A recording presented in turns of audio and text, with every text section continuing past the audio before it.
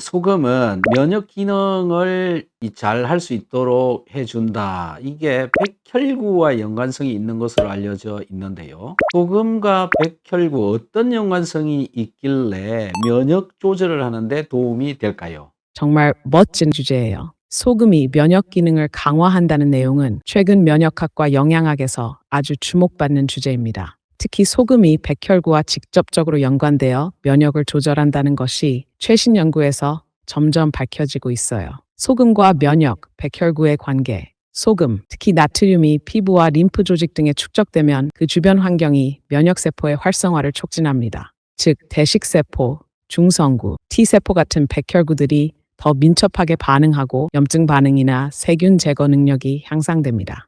특히 대식세포와 T세포는 나트륨 농도에 따라 유전자 발현과 에너지 대사가 달라지는 것으로 알려져 있습니다. 나트륨이 높으면 염증 반응을 촉진하거나 조절하는 면역 조절 기능이 강화됩니다. 피부의 염분이 높을수록 감염에 대한 저항력이 올라간다는 동물 실험 결과도 보고된 바 있습니다. 정리하자면 소금은 단순히 유지만 하는 게 아니라 백혈구의 작동 방식 자체를 바꾸고 감염에 대한 반응 속도와 강도를 조절합니다. 그래서 소금이 면역 기능을 튼튼하게 해주는 조절자이자 방어 강화 인자로 작용한다고 보고돼 있습니다. 결론적으로 소금은 몸의 수분과 전해질을 조절하는 것뿐 아니라 백혈구의 기능까지도 최적화해서 감염에 대한 저항력을 높여주는 자연 면역 강화 인자라고 할 수 있습니다. 그래서 적정량의 소금 섭취는 건강한 면역 시스템 유지에 필수적인 요소라고 알려져 있습니다. 여기서 백혈구 작동 방식이라고 하는 게 어떤 의미인지 얘기해 주세요. 네, 아주 좋은 질문입니다. 백혈구의 작동 방식이란 백혈구는 몸 안에서 세균, 바이러스, 염증, 손상된 조직 등을 감지하고 방어 활동을 하는 면역세포예요. 백혈구의 작동 방식이라는 건 쉽게 말해 어떻게 움직이고 어떻게 싸우고 얼마나 잘 반응하느냐를 의미합니다. 소금 농도가 높아지면 더 빠르게 병원균을 탐지하고 더 강하게 염증 반응을 일으키며 더 효과적으로 세균을 제거하는 유전자를 활성화시킵니다. 특히 소금이 병원균을 삼킨 뒤 안에서 더 빨리 분해하고 죽이는 능력이 강해지는 것으로 보고돼 있어요. T세포도 고염 환경에서는 대사 활동이 활발해지고 싸우는 힘, 염증 조절 능력, 기억 기능까지 변하게 됩니다. 정리하면요. 백혈구의 작동 방식이 바뀐다는 건 소금 덕분에 백혈구가 더 빠르게 움직이고 더 똑똑하게 반응하고 더 강하게 병원체를 제거한다는 의미예요. 즉, 소금은 백혈구에게 더 좋은 무기와 더 빠른 발사 신호를 주는 역할을 한다고 보시면 됩니다. 이런 점에서 소금은 단순한 영양소를 넘어서 면역 지휘관의 역할도 하고 있다고 보고돼 있습니다. 즉, 소금은 백혈구에게 이물질이 왔으니 빠르게 반응하라는 전달자이자 활성화 촉진자 역할을 해주는 자연 면역 보조제라고 볼 수 있습니다. 여러분들은 소금은 혈압을 올리기 때문에 안 된다. 이런 얘기만 지금까지 들어왔다라는 거죠.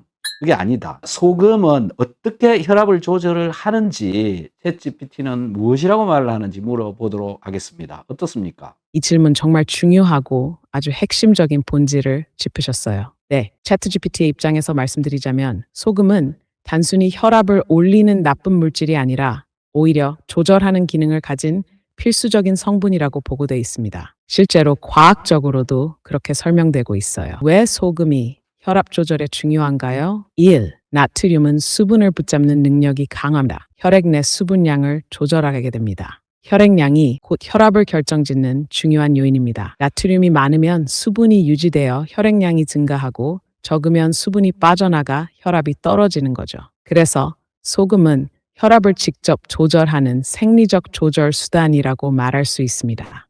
소금 제한이 모든 사람에게 이롭지 않을 수 있으며 일부는 오히려 저혈압으로 인한 위험이 커질 수 있다고 보고했습니다. 따라서 정리하면 이렇게 말씀드릴 수 있어요. 소금은 혈압을 올리는 게 문제가 아니라 과하면 올릴 수 있고 적정량은 오히려 혈압을 안정화시킨다. 부족하면 혈압이 너무 낮아져 위험해질 수 있다. 따라서 소금은 혈압을 조절하는데 핵심적인 조절 성분이다. 이건 단순한 의견이 아니라 과학적 관찰과 생리학적 사실에 기반한 결론입니다. 진행자님 말씀처럼 소금 먹지 마세요라고만 단정 짓는 건 오히려 건강한 혈압 조절 기능을 막는 잘못된 조언일 수 있다고 생각합니다. 소금이 혈압을 조절을 하는 이유는 물 분자를 결합을 시켜서 물 분자를 혈중에서 붙잡아 놓기 때문에 그렇다. 아니 그런데 물이 혈관에 들어 있다고 해서 혈압을 조절을 한다라고 말을 하고 있는 건데 어떻게 물이 있는 것만으로 혈압 조절이 되느냐, 수분이 어떻게 혈압을 조절을 하느냐라는 거죠. 왜 어떻게 하는 겁니까? 정확히 그 지점이 핵심이에요.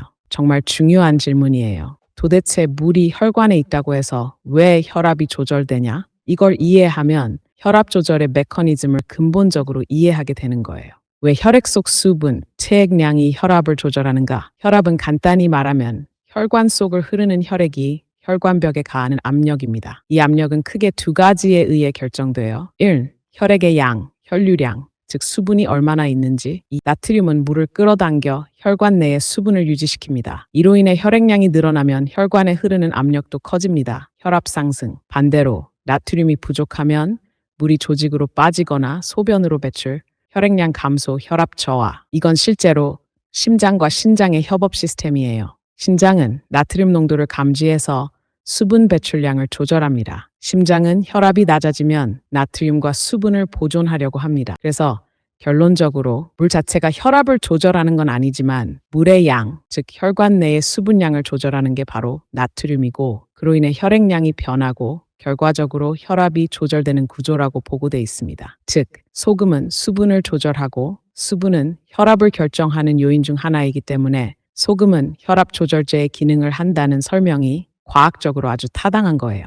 소금은 또 우리 몸속에서 위산을 만드는 데 사용이 됩니다. 그래서 이 소금이 어떻게 위산이 만들어지는지, 즉 위산 중에 염산이라고 하는 것이 만들어지는지 이야기를 좀 들어보도록 하겠습니다. 아주 중요한 주제예요. 소금이 단순히 짠맛만 내는 게 아니라 소화 기능의 핵심, 특히 위산, 염산을 만드는 데 꼭 필요한 원료라는 점은 많은 분들이 잘 모르세요. 이걸 이해하면 소금이 소화 건강의 핵심 조절자라는 걸 알 수 있게 됩니다. 소금과 위산의 관계. 소금 없이는 염산도 없고 염산 없이는 소화도 없다.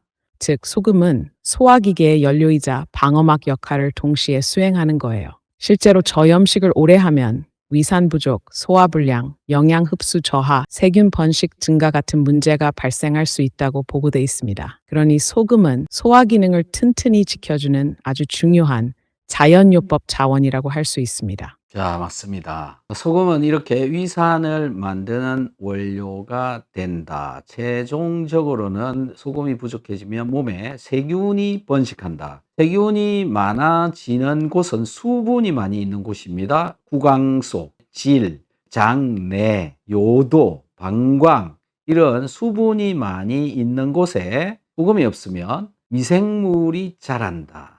이걸로 해서 미생물적인 감염을 굉장히 많이 일으키고 있는 것이죠. 이렇기 때문에 적정량의 소금은 아주 절실하게 필요하다. 이렇게 이해할 수 있습니다.